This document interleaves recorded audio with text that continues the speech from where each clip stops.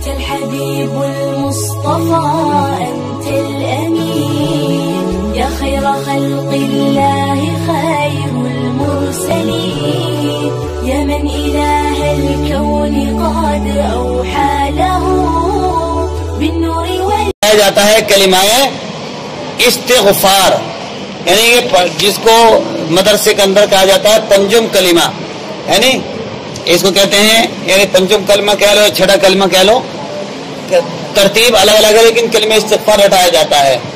استغفار کے اندر اللہ تعالیٰ سے ہر گناہ کی معافی مانگی جاتی ہے۔ استغفار کے بہت سارے فوائد ہیں۔ اللہ نے قرآن میں فرمایا فَقُلْتُ اسْتَغْفِرُوا رَبَّكُمْ إِنَّهُ كَانَ غَفَّارًا، تم اللہ سے معافی مانگو، اللہ تمہیں معاف کر دیں گے۔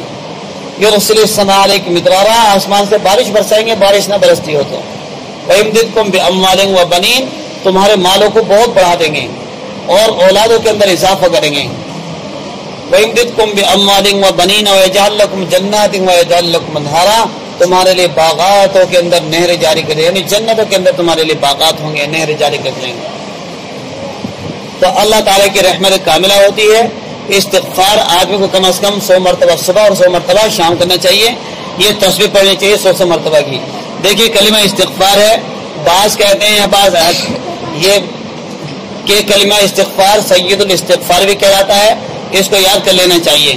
استغفر اللہ ربی من کل ذنب اذنبته عمدا او خطأ سرا او علانیة واتوب الیہ من الذنب الذي اعلم ومن الذنب الذي لا اعلم انك انت علام الغیوب وستار العیوب وغفار الذنوب ولا حول ولا قوة الا باللہ العلی العظیم۔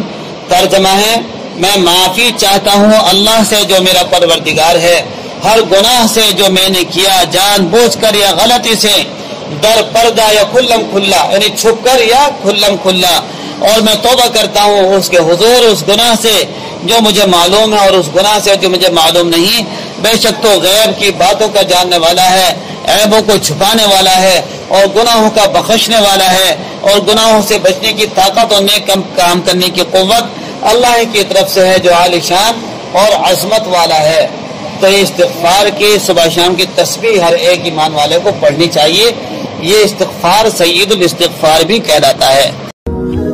أسعد به قلوبنا واغفر به ذنوبنا واشرح به صدورنا يا ربنا